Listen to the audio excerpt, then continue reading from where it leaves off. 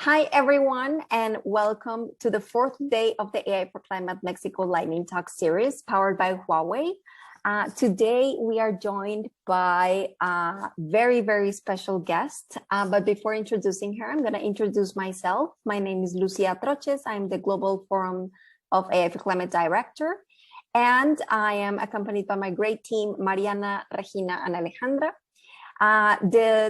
Today's talk is going to be in English, but we have available the interpretation tool here on Zoom.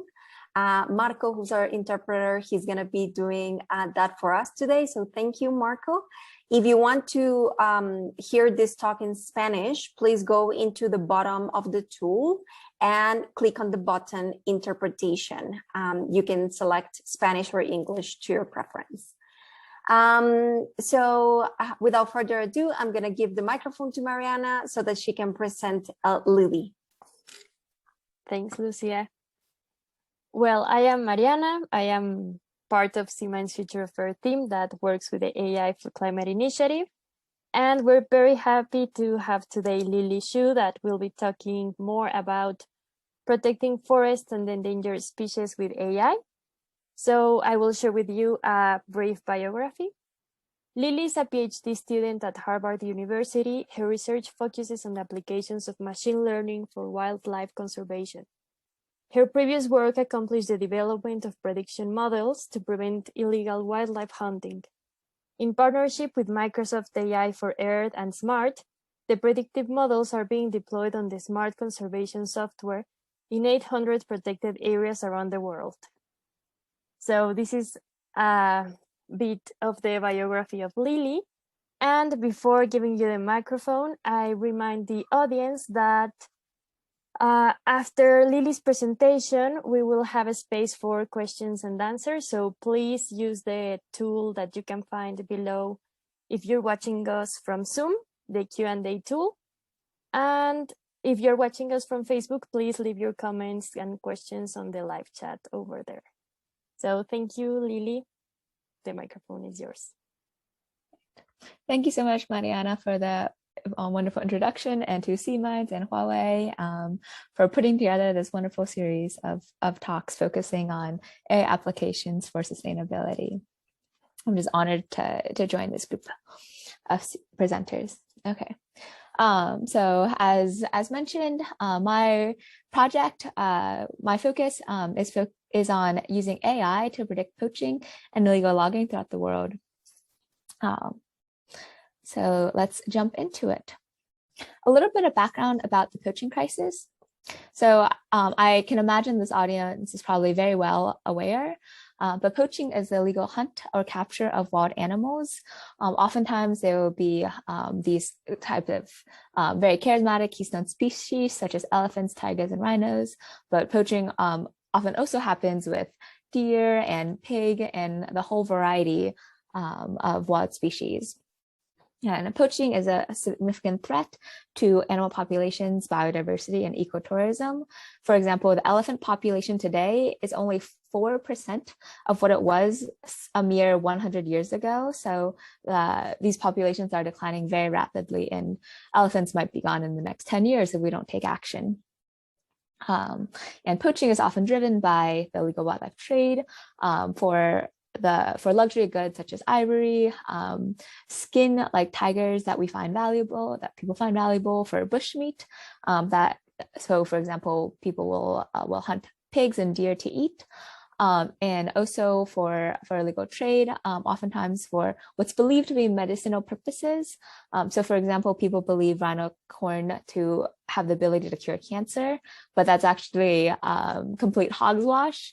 Rhino horn is made out of keratin, which is the same material as our fingernails and hair. And it sells for these believed medicinal purposes. It sells for the same price per pound as cocaine does in the United States. But really, it's nothing more than just fingernails. But anyway, so despite the lack of value of rhino horn, they are still very threatened by poaching. So one of the most prominent means of helping to prevent poaching on the ground is through ranger patrols.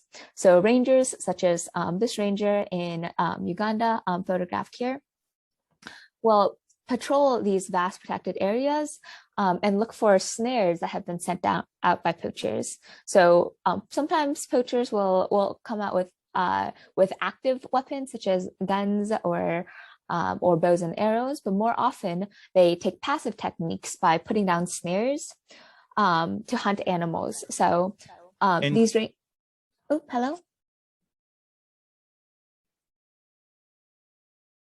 Hello.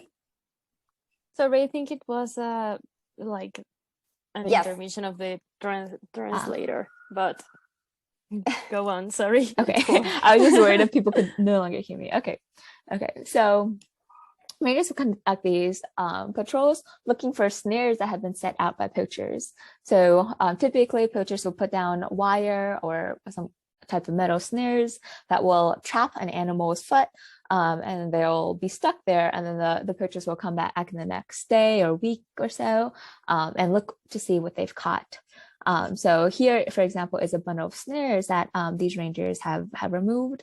And other times they'll be looking for other signs of activity, such as these ashes from a legal campfire that were left behind. So then what rangers will do is they'll remove these snares to prevent one animal life from potentially being destroyed. And when they're conducting these patrols, they'll walk around with these GPS trackers, as you see in this ranger's hand, and take note of where they've been, where they've noticed illegal activities, where they've found animals, where they found snares, and so on, and upload it all to this database system called SMART, which is the spatial monitoring and reporting tool used widely in parks all around the world. So, for example, then on SMART, it has this record of just years and years of historical patrol data. So this is what's available as our data. But the challenge is that SMART right now is only a database system. So it has the ability to record and visualize and search through your patrols, but there's no real prescriptive component. So these parks are often very, very large, and despite their best efforts, the rangers are often not able to visit every single area as much as they would like, because they just have limited resources. There are only so many of them, and these parks are very large. So this is where we're coming in with technology to help assist rangers with their patrol planning. So along with the historical patrol data that I discussed on the last slide, we take in information about the geography of the land. So for example, we have information about the roads, rivers, and land cover. And we all figure out where the boundaries are, where the villages are, where the patrol post, animal density information if we have it, and so on. And all of that gets fed through a machine learning system that we call PAWS. And then the output that we generate are these risk maps that estimate the relative poaching risk in different areas of the park. So what we have here visualized is what we interpret to be the overall risk level throughout the park. But then we also break it up into dry season and rainy season, because oftentimes, especially in areas that get a lot of precipitation, the poaching patterns will change drastically between rainy and dry season, because one, animals will move around based on where there is available water. And then two, sometimes in rainy season, the rivers will get flooded and they're no longer traversable by foot, whereas in the dry season, it's very easy to just sort of walk over it in your boots. So that really, rainy season versus dry season really affects which areas of the park are accessible to poachers and also to rangers. So to focus on one park in particular, we've been working closely with Sripak Wildlife Sanctuary, which is a protected area in Cambodia. And it's right along the eastern edge of Cambodia, along the border with Vietnam. And it's quite a large park. So it's nearly 4,000 square kilometers, which for reference is the size of the metropolitan area of Tijuana. So it's a very, very large space. And for this entire forested area, there are only 72 rangers to patrol all of Sripak. So it's a huge challenge of trying to allocate limited resources. And to be clear, just because we have 72 rangers does not mean that we can look at 72 locations at once. Oftentimes they'll go out in teams of 4 or 8. So in reality, we only have 10 or so patrol teams that are available at any point in time to conduct patrols. And to get a sense of what's at stake in Sripak, we have populations of Asian elephants, of deer, of cloud leopards, and bangtang, which are these cow-like animals which are poached for their horns. And Sripak actually used to be home to a population of tigers as well. But unfortunately, the last tiger in all of Cambodia was spotted in 2007.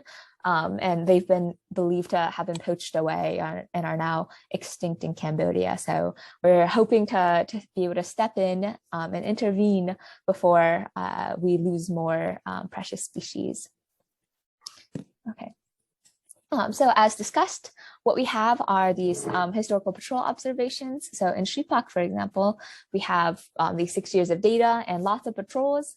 But as you can see, there are still many gaps in this park. So there are some areas that are just green and rangers have not really been there at all. And you can see, you can kind of guess looking at this picture where the roads are, because that's where rangers have been biased to patrol a lot more heavily because it's a lot easier to access those areas near the roads. But we gather from these patrol observations the historical patrol effort measured as the distance patrolled in each 1 by 1 square kilometer region.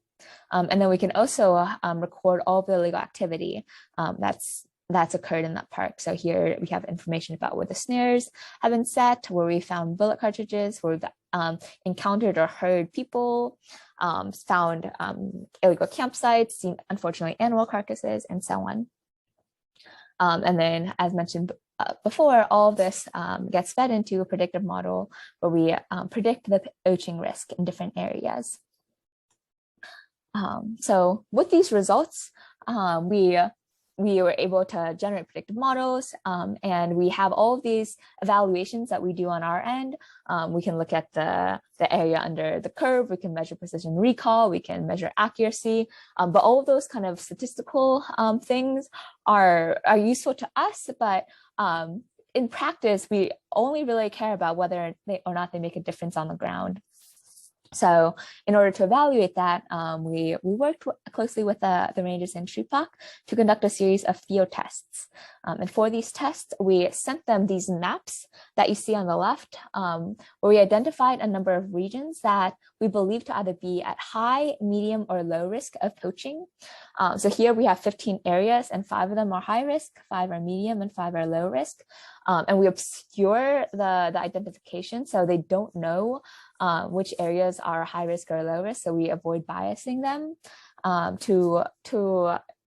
so that they're not like, oh, this is low risk, so I'm not going to spend any effort here. And to conduct these tests, we also ensure that we were focusing on areas that had been infrequently patrolled in the past, so that we weren't just relying on historical patterns. So then the rangers went out. They would spend a month at a time on each series of field tests. And then afterwards, they would share their data observations on the SMART platform with us for us to analyze. And what we found is that for these high, medium, and low risk areas, rangers were much more likely to find snares or other types of illegal activity in the high risk areas, much less likely to find them in the medium areas, and almost didn't find anything at all in those lower risk areas, which is really encouraging to us. And furthermore, throughout conducting these patrols, they found over 1,000 snares in a single month, which is super exciting to them and to us, because in comparison, that previous year, they would only find about 200 or 300 snares in a given month. So we were just really able to sort of identify places that they weren't focusing on in the past. And then that was enabling us to locate a bunch of snares that were otherwise undetected and remove them. And as you see on the right here, this is just a vast assortment of snares and chainsaws that the rangers have been able to remove from this park.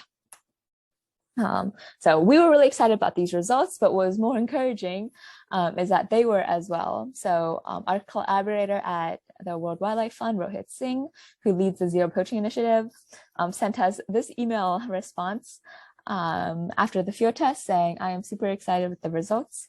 Let's get this going on other countries too this year, which is just sort of the best kind of encouraging feedback that we could get. So this is what we're doing. So as I mentioned before, all of this data gets put onto the SMART platform. And as you see here, right now, we have information about the park, we have information about the patrols, all of it on SMART, but again, there is no prescriptive component that helps proactively plan patrols. So this is where we're coming in, and we're bringing our PAWS system to SMART in collaboration with Microsoft AI for Earth, which has helped us with engineering resources and also cloud computing resources through the Azure cloud platform. And what we've built together is we've integrated our PAWS predictive system into SMART as an additional feature that is available to parks for them to automatically just hit a button, choose a few options for these are the types of legal activity I want to identify. This is how big of a region, like 1 by 1 kilometer, 3 by 3 kilometers, or so on. How big an area that I want to focus on, and the length of time that I care about. So do I want to make predictions on 1 month or a whole year or something like that? So now that they've set these features, then we'll take the data that is automatically available on SMART, run the predictions on our end, and then send these types of predictive heat maps back at them for them to visualize and use in their patrol planning. And I also want to emphasize that all of this work has been done in close collaboration with the parks.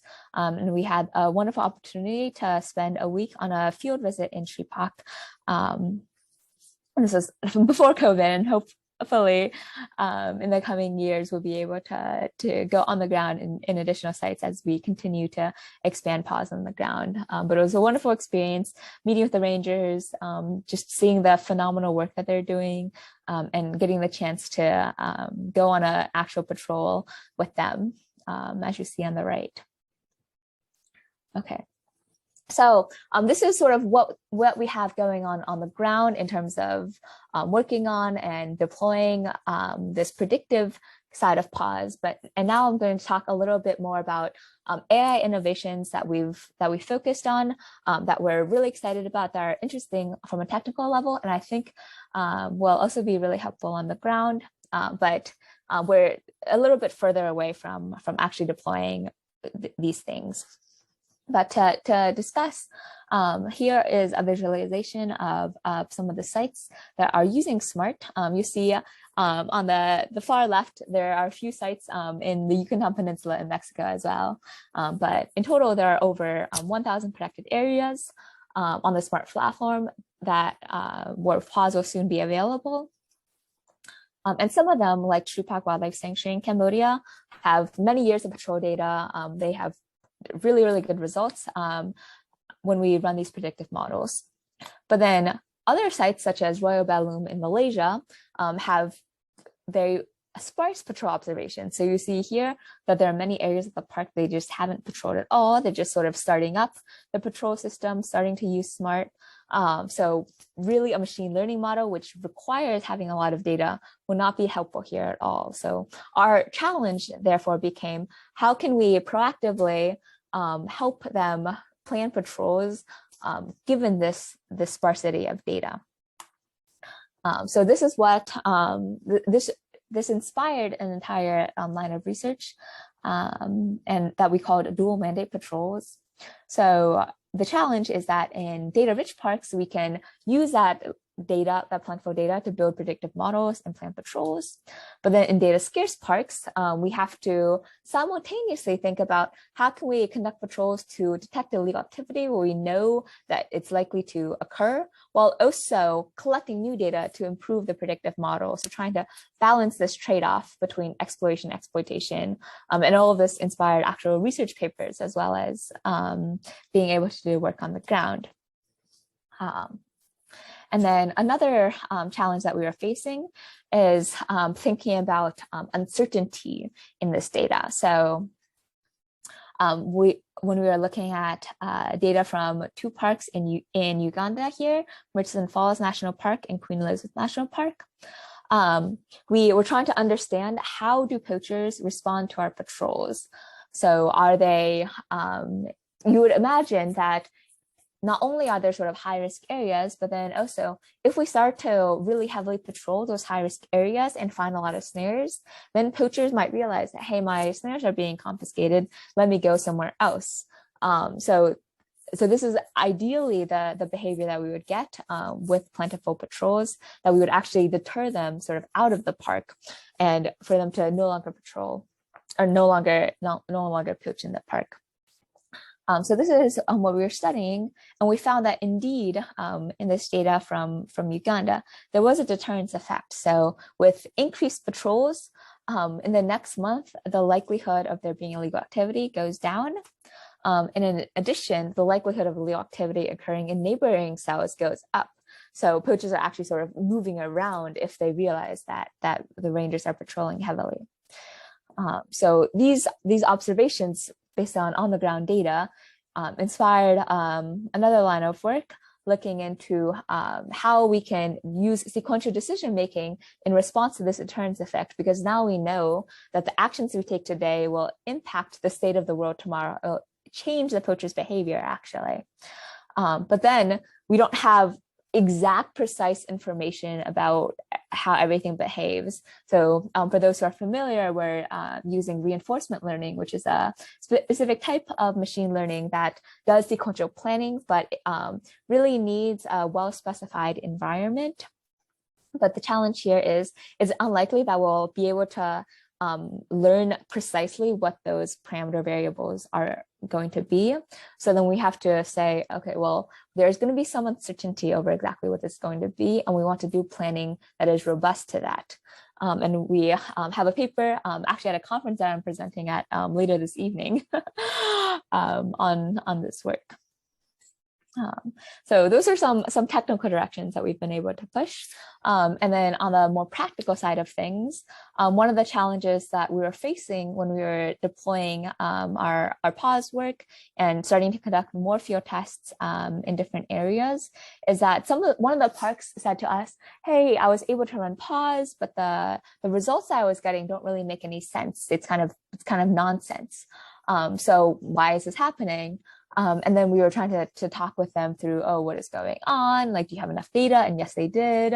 What settings are you using? And then finally, we realized that they were trying to make predictions on a single feature, which is the park boundary. So they had no information about land cover, no information about animal density, roads, villages, or anything like that. So of course, it made sense that they were getting sort of nonsense results. So recognizing this, that many parks do not have a lot of technical capacity, they don't have GIS experts there with remote sensing imagery that they can provide.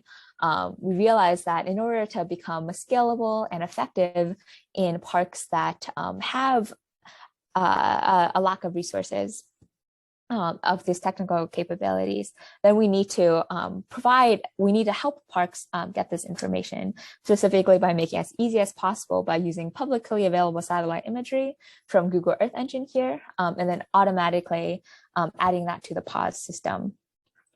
So what we were able to find in this paper that we wrote up is that indeed, using publicly available satellite imagery, such as land cover, elevation, temperature, precipitation, and so on, really helped make predictions in parks. And specifically by using these this set of publicly available data, we were able to get prediction results with PAWS that were almost as good as the carefully crafted, hand-picked features that more well-resourced parks had, which is really exciting in terms of just making this accessible to a wide variety of parks of all sorts of all sorts of resource levels around the world.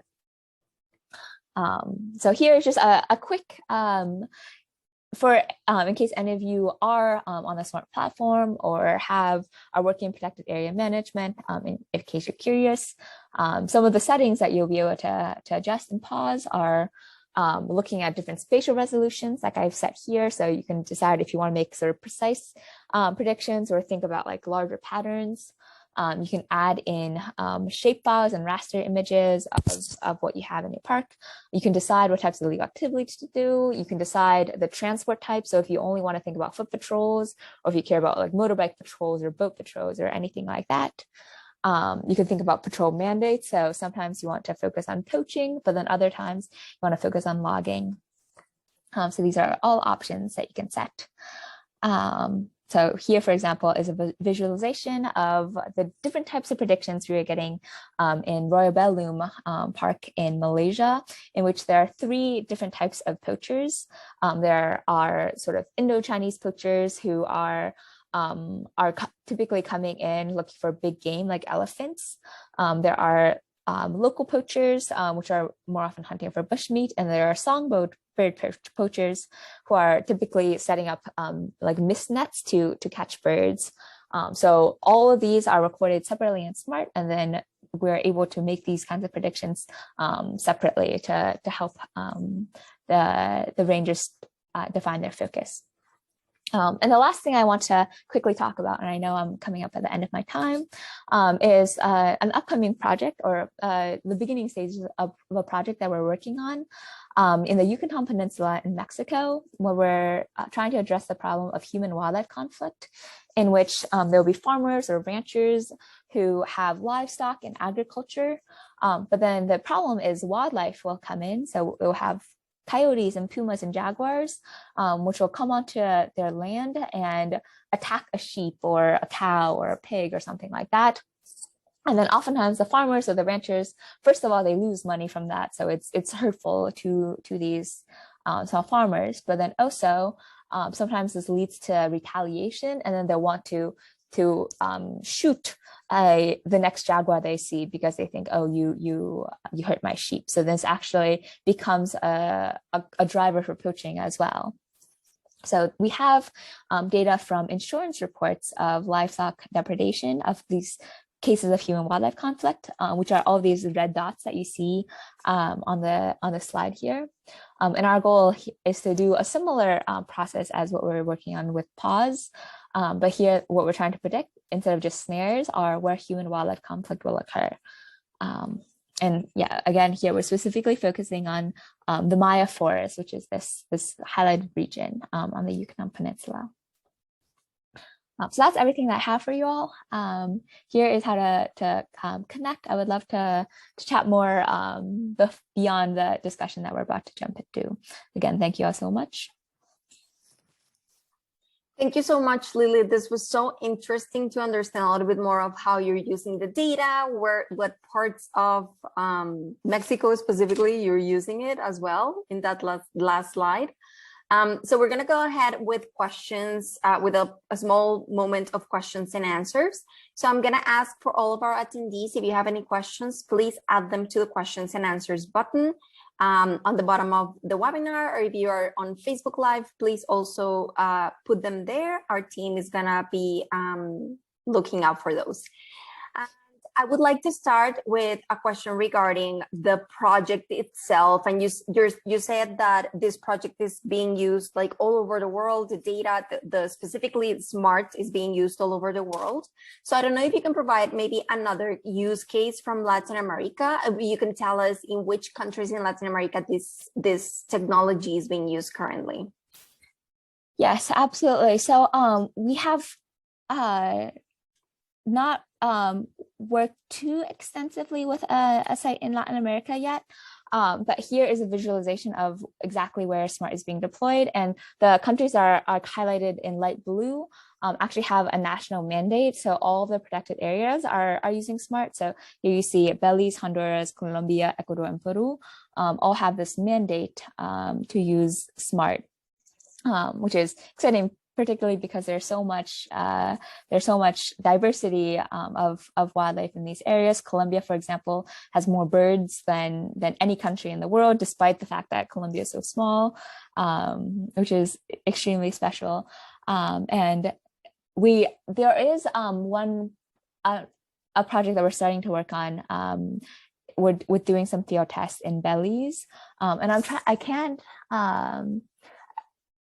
blanking on the name of it, but it's one of the islands in Belize, which I think is really cool. And maybe if there's an opportunity to do a field test there, that would be super exciting. Thank you so much. And then my next question for you is, what do you think are the challenges of using this technology?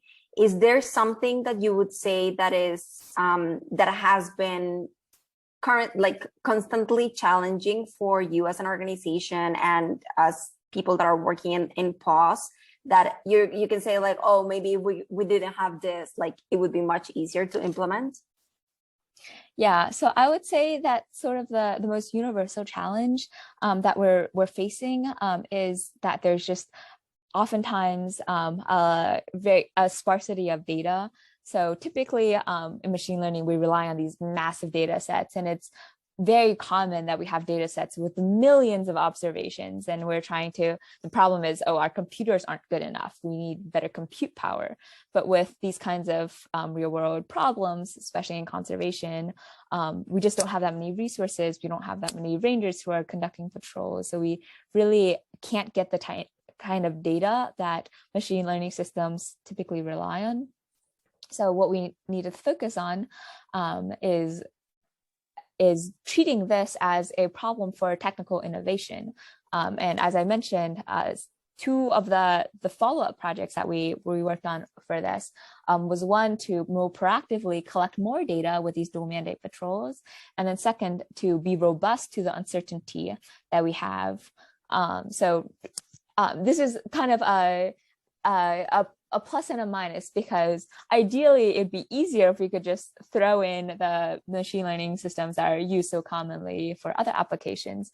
But because that is not feasible with this lack of data and this uncertainty that we have, that this forces us to create new innovations in AI to adapt to these different settings. So it really leads to a lot of interesting technical work as well. Awesomeness. Thank you so much for that answer. I think Mariana has a couple of questions from the chat and a couple of her own. Okay, so we have a question from Antonieta, and she asks, have you used data provided by local communities? How can you make this a participative process? Yes, this is, I think, a wonderful question, especially because oftentimes the community members are the ones who are best informed. So oftentimes the rangers are actually recruited from local villages. So for example, that is the case in Sripak Wildlife Sanctuary. So they have a subset of the rangers who are sort of hired by the federal government, but then others are recruited from local towns who really know the area best because this was their backyard growing up.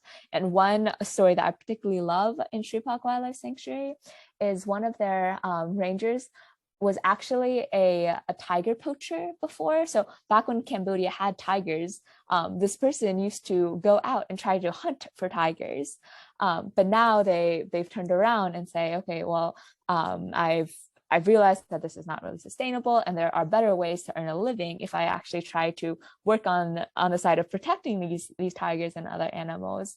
So now he's a super great asset for the rangers because he knows what it's like to think in the mind of a tiger poacher.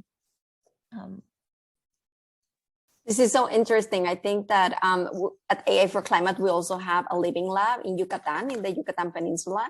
And we have a special person, his name is Chacate, and he's the local person from the community as well, that the government like goes to talk to him about like all the things that are happening around the reserve. So that's very interesting to hear as well, that you guys do that as well. Yeah, and going back a little bit to another question that I to the question that I asked, I see that Brazil right now is not in that map.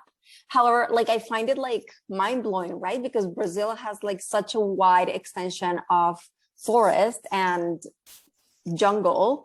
So I wondered why, is there any plans to go there as well? Is there any plans to push that the strategy of PAWS to other countries as well?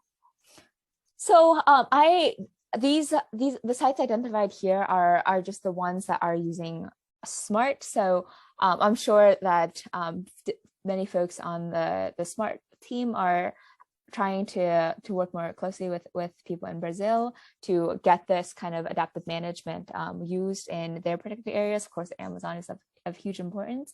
I don't know exactly what systems are being used there, but for example, I know that SMART has worked a lot, has talked a lot with folks in India, trying to get India to adapt SMART, especially because there is such a need for tiger conservation over there. But India actually has its own system that they prefer to use. So it's just sort of like a matter of local or national preference. And for example, South Africa, which has, as you see here, there's sort of like 2 sites identified, but again, it's not a national site.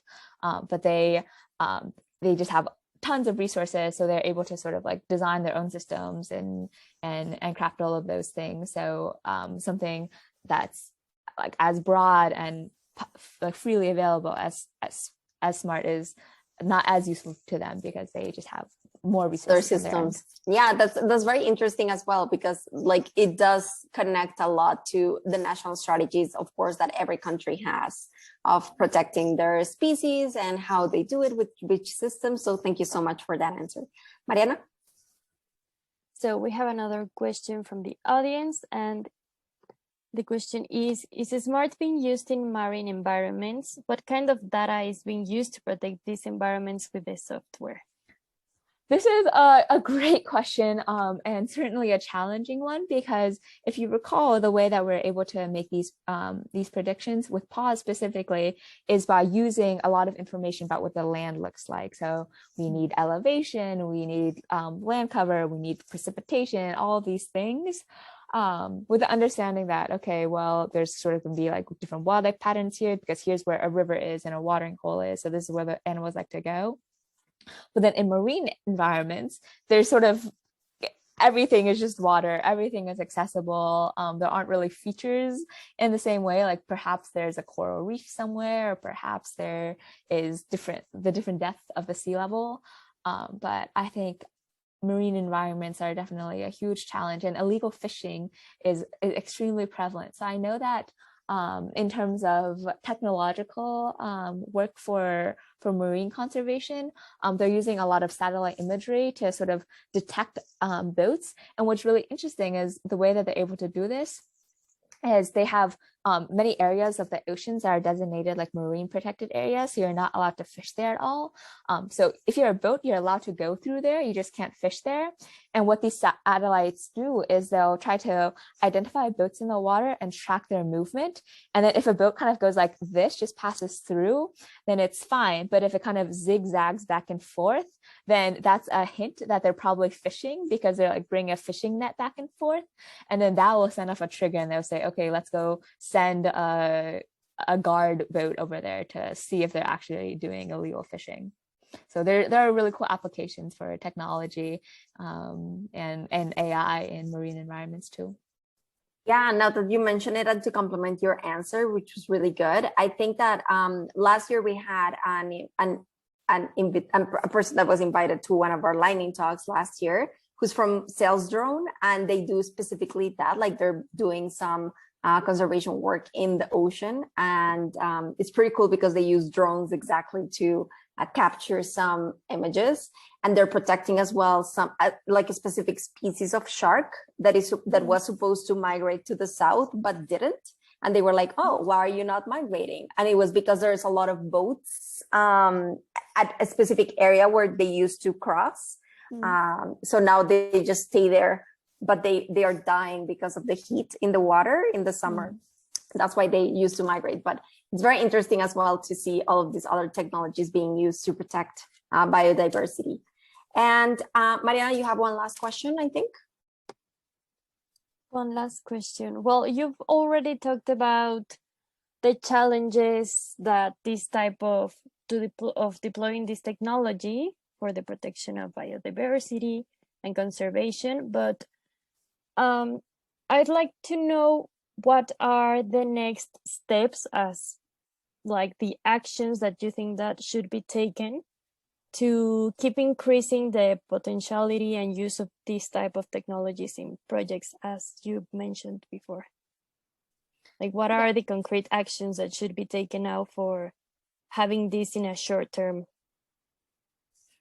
Yeah, so for in the short term, I think that there are a lot of, certainly the parks that we've been working with so far have been comparatively better resourced than as the case for many of these parks around the world that are in need of conservation, or even places that aren't designated specific parks. So certainly trying to, as we're doing this controlled expansion of PAWS, really understanding what the challenges are that are unique to different regions of the world. For example, in Latin America specifically, certainly the landscape, the poaching patterns are going to be so different than what we've seen in South Asia and in Africa. So being sensitive to those things and seeing how can we make the system more robust to all those types of changes and best adapted to these sites is an important challenge. And then I also think that being inspired by one of the earlier questions from Antonietta, thinking about how can we better mobilize community members to help with conservation actions themselves. So I know that there are huge movements for citizen science, for people to do reporting of, oh, I saw this bird here, I saw this creature here, and that helps create an understanding of what are these sort of species patterns. But if we can also think about what if we also have community members who are sort of looking out for signs of snaring as well, and that is happening in Bhutan. They have some community patrols where shepherds will go into the mountains to do their, to move their sheep around, but then at the same time there are a lot of snow leopards in those same mountains, so they'll rangers will pay shepherds some money if they also will report back, oh hey, over here I saw a snare that was set for snow leopards. So trying to think how we can really involve and support these community members. So for example, you can think of some sort of mobile system that would be that will help these community members. If you think, I'm just trying to imagine something like Pokemon Go that everyone used to play, but if we made it something like that I was actually searching for, okay, well, what if we need to understand, are there animals over here? Do you see footprints over here? In the real world, that would be really, really cool. Yeah, the gamification of it would be amazing, right? And it would be such a good opportunity as well for community to get involved further than just saying I want to take care of the planet in the usual ways, like reuse, recycle, and everything that is like that, and how to take care of the biodiversity that is around you, and that at the end is going to be a critical part of your life in the future, right? Or our future in the earth. Okay, Lily, I think that's our time for today, and we don't have any more questions from the audience, which is good, because that means that you answer all of them. And I just want to thank you a lot for your time again. We really, really like this talk. I think it's such an important topic and such an amazing project, what you guys are doing. So I appreciate it a lot. And to our audience, this is the last of our 4-day of lightning talks. Next week, we're going to go again on Monday through Thursday. So we expect you here, and share and comment on anything that you have for us. Thank you so much, and we'll see you soon. Thank you so much.